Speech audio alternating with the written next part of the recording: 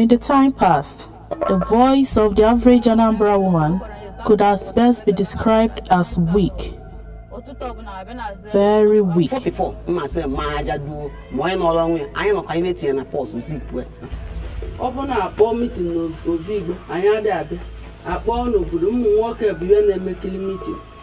anyone bo meeting I women wing some meeting. But they removed my name several times. Even the day of the election, my name was removed. Why dear Ulang?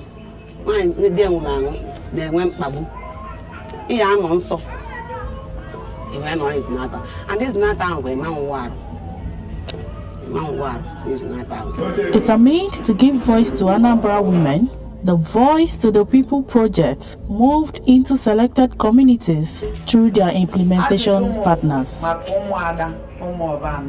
JDPC and its principal partner, Krisanctus Nigeria, came into an agreement to further seek for other funding support from DFID to continue on the GTL project, through Voice to the People project, to see a way to handle some other issues. These issues include issues that has to do with marginalization of some smaller groups in the communities, such as women groups, who we have identified at the course of our work to be major player in governance, but they are not seen at the circle of governance.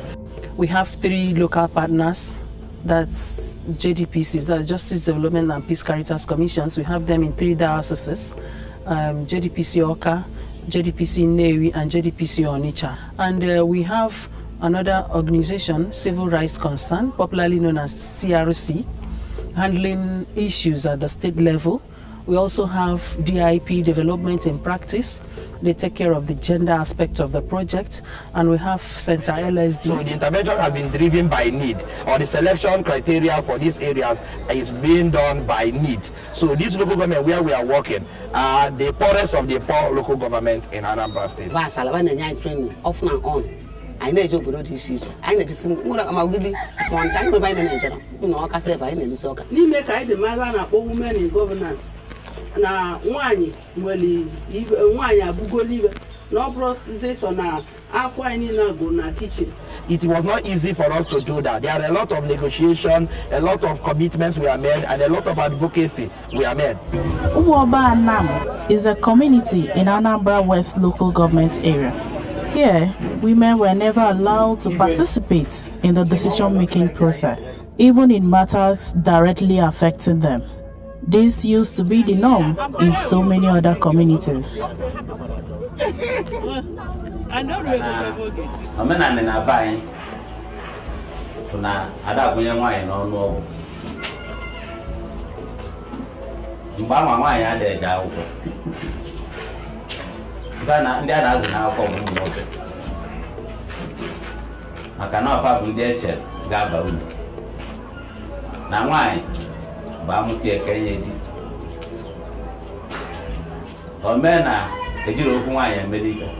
Anambra State, initially, women don't sit with men to discuss any issue at all, even if it comes to marriage. They don't sit.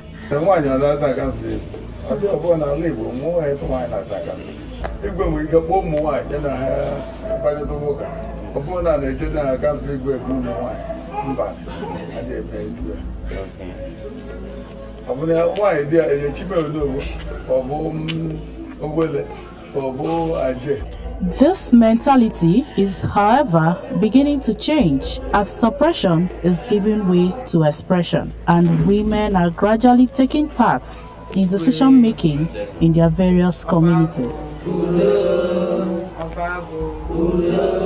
We've noticed that in V2P project right now, we've been getting some changes. Women are now taking positions in decision-making bodies. In the V2P, they make a wanyanya. I wear mazali even enemy. Now you consider right, equal right. Now even a man, opuna, no point no answer no more corded. Now yes, so tin walk one. Opuna na crazy. I answer no some more cannot basta no all government. Now here, General and you wave on now government in yearly. Even now, budget Anambra State. Oh, now can the V2P Kaiji Solana State in my budget with the governor. with the commissioners niile. Madika kita. Obu no we ma na alu n'obodo gi dịka ụzọ ma ọ bụ mmiri a na-alụ. Alụbịa ya etinye ọnụ jụa. Kedu ndị wetara ọlụ? Kedu onye na-alụ ya? Kedu ka esi eme? Ọ bụkwa na ụzọ ahụ ka o si dị chọkọchọkọ. Iya ekwu okwu. We are meant to understand that, see, as a young girl, you can actually participate in what is happening in the community. They motivated me. Mano lueno gekanya. Anyafo na nwaanyị nwekwara ike ichi obodo. Anyafo na ọnụ nwekwara ike ilu ụmụ nwaanyị n'okwu ma enyefe ofe. Anambra women are now assuming leadership position even in government. Nwaanyị abụgo councillor na Mmoba. Nwaanyị abụgo nya nwaanyị na abụgo commissioner n'obodo. It's not that easy. It's not that easy at all. But I thank God today. Here I am. The councillor, not just the councillor, also the leader. The women are also taking up seats amongst members of the traditional ruling council, something very rare before now. One beautiful thing that the project has done is that it has selected or carefully selected a long list of women who have benefited from a lot of capacity development program. These women, not only that they know their rights now, but they are now engaging constructively with the institution of the state. So if we have any program, now you will on one, I know Kakulo again. I hear Biana Obi. Now, only by Choli Pussy, Naya Pussy, only by Choli Kotalo, Dicalo, Naya Fiana, in wage right. The V2P project has given the Anambra women the confidence to hold their power holders to account. The students of Community Secondary School Ezinifite were direct beneficiaries of the women's intervention in community governance. At a point, when we started inquiring, we noticed that contractors came to execute one of the projects in the budget pull-out. And when they came now, they were negotiating with the principal whether to roof one of the buildings, to do this, to do that. And we noticed that actually what was involved was getting this project done, rebuilding the building, because it was nearly destroyed completely. There was no roof, most of the walls were broken down. So when we saw what was involved, now we decided that since we already know why they came and the amount that was involved, we decided to say no. We cannot be people that have been taught and decided not to do something. We decided to stamp our feet. We told them, if you are ready to do the work, you do it. If you are not ready to do it, you go. So when the principal and the contractor found out that we can be able to defend our rights, and we have already knows our rights through this V2B something, they later on come back and build and give us what we want. It is very clear that the money sent by the government, 10 million naira to do the project, that the thing was carried out judiciously. So many buildings being re-roofed, restructured, and put into a nice shape. So I thank the community who has been helping in making the school a conducive environment to learning. Ezinifite is not alone in this, as it also played out when our crew visited a project site in Ametiti. You want the other place? Since they started this job, our people doesn't pass this road again. Several appeals has been made to the site engineer to clear and create a flood channel so that the road will be through for people, alternative route for us to pass. But persistently they refuse to do it. You witness what happened today.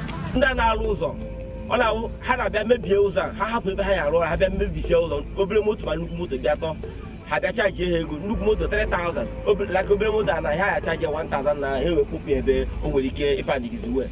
I maybe you can have this. I wear my young man user. Kahatinelani, motor, Hasianaga, Mandi machine.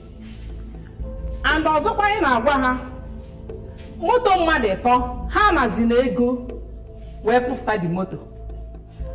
Makano going to Hamalo 7,000. ebe ọ chọrọ ịnụ di ka e wee dezieli ụzọ ndị be dị esi ya abata ibe niile a na-agba nwaanyị obu ọ dụrụ anyị bụ ụmụ nwaanyị mma n'obu maka na mgbe anyị bụ ụmụ nwaanyị ya ebinyite anyị ejekwe ngagharị iwe nsogbu ya adịkwa. Harmful widowhood practices are common in this part of the world. Di m aha bịa nwụcha ewee malite ihe dị na ya a wee jedobe m ofu mkpọmkpọ ebe nwanụ agbakọnọtachara ogige nọ webaga m ebe a sị na ebe a ka anyị ya anọ izu na-atọ. Ife ndị ngabiga oge m na-elo di bụ ihe dị ka ụlọ be m mebiri ndị obodo a anaghị emetụ ya aka ụlọ be m ka ọ mana emetụ ya aka. Example like now dịka nwaanyị anyị nọ bie kịta mgbe m gwụrụ ya nwa si agụ na-anata mgbe via ọ na-asụ ọkwa n'ime mmiri were aja ka o ji asụ akwa ya nwa na-ajụzi ya maka ọwa ite ebe ahụ ọ na-asụ ọ sị na di ya nwụgo ebe 2 months ago mana ya jere batazia ọ bụ na ụmụnne di ya ọ pụtasịrị ya ahịhịa n'ilo n'ebe na kishin rent kwa the house n'aka mbụtụwo n'ezi ọbụna ekpofu mmiri m ebunye ọbụ n'ori bukoro maka ihe dị mgboro ọgwụ ma tọọkị ihe na bufere n'ori bụ ụtụtụ ọbụla abịa na-azụ ebe na ọkara welu mkpu ebe na ọ nwere igbo ka mama m tara nwa nwoke ka ha were ebe ka anyị sizi ebe pụrụ ka anyị jee hụwa ụgwọ ụlọ. But today, Anambra women now have the courage to speak up against such harmful traditional practices against widows. I kọwasịalịa ibe dị na gedo kọwalịa sị na ịbata n'otu na-asapụ mmadụ anya ụdị mkpagbu a n'ụwa nwere as of now na anyị enyela ya aka ka o nwere onwe anyị wee zonye ije anyị ejigo n'ama anyị ejikọkwa n'otu dị iche iche ndị ama ekwukwe kwa dị pesin ya rapụrụ ha ụlọba a na-enye njebe nsogbu bụrụ otu o si dị kịta nke anụ nwa bụrụ ozi nke ba nke anụ nwa bụrụ nke ndị ọzọ ọ bara ozuru ihe si na nke ya jụwazo ya na ọ mụtara nwoke. With the structure put in place in Anambra State by the Voice to the People project, what can be done to sustain the tempo of this development? So this is using this kind of methodology and approach, we are able to reach other communities that are not part of V2P. And the government is now standing as a formidable network that can outlive this project and begin to take up the model that we have sold to in Anambra using V2P. V2P. Ya anyị kele ndị mgbe m na-abịa onye isi gọọmenti nọ mụpụkwa sekretrị gọọmenti onye isi gọọmenti na-akpọ m na fonu si m ka m weta akwụkwọ nke anyị nọ mụ ka achịghalịa mụnyeli kemivite nkebe wee chiazi ba kele the whole village si town dị ndị na-adịrọ na under 4 communities a ndị V2P na-alụ ọrụ na-alụ ọrụ na Anambra na-alụ ọrụ n'Ụmụleri na-alụ ọrụ n'Ụmụọba na-alụ ọrụ na Eziagụlọki. So the whole communities are involved now because now AC through comment will be better. Having come this far in just few years with the help of the V2P project, what does the future hold for Anambra women? I think the future is very bright for women in Anambra State. 5 years to come, women in this part of the world will be in leadership position. Not only being in leadership position, the issues that affect women will be something that everybody will be discussing. Yeah, Ananda ya zone councillor zo chairman very soon. Nka aya banya aya rota nwan. Ja zo councillor rota nwan ya zo chairman.